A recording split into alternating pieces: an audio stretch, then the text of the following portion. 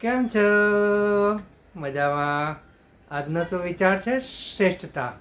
આ સુવિચાર અમેરિકા દેશના મહાન ઇન્વેન્ટર એટલે કે મહાન શોધક અને બિઝનેસમેન એવા શ્રી થોમસ એલ્વા એડિસન સાહેબે ખૂબ જ રીતે લખ્યો છે. જો તે વસ્તુ, તે કામ આનાથી વધારે સારી રીતે થઈ શકતું હોય તો તે માટેના રસ્તા શોધો.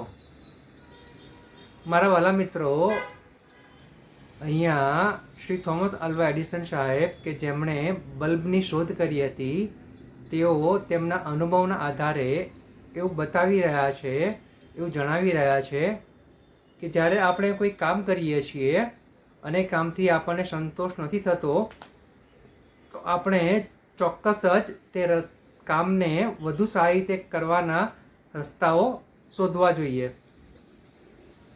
ઘણીવાર એવું બનતું હોય છે કે આપણે ફક્ત કામ કરવા ખાતર જ કામ કરતા હોઈએ છીએ અને જે પણ પરિણામ આવે તેનાથી સંતુષ્ટ થઈ જતા હોઈએ છીએ.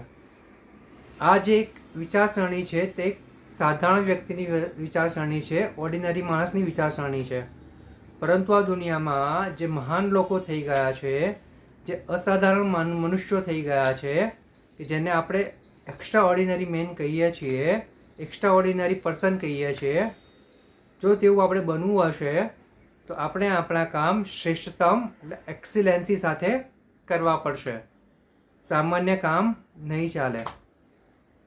એટલે જ્યાં સુધી આપણે જે કામ કરીએ છીએ એ કામથી જો આપણને પોતાને જ આત્મસંતોષ ના થતો હોય, સેલ્ફ સેટિસ્ફેક્શન ના થતું હોય, તો આપણે તે કામને વધુ સારી રીતે કેવી રીતે કરી શકાય તેની ઉપર વિચાર કરવો જોઈએ અને વિચાર જે આવે એની ઉપર અમલ કરીને તે જ કામને વધુ સારી રીતે, વધુ શ્રેષ્ઠતમ બનાવી શકાય છે.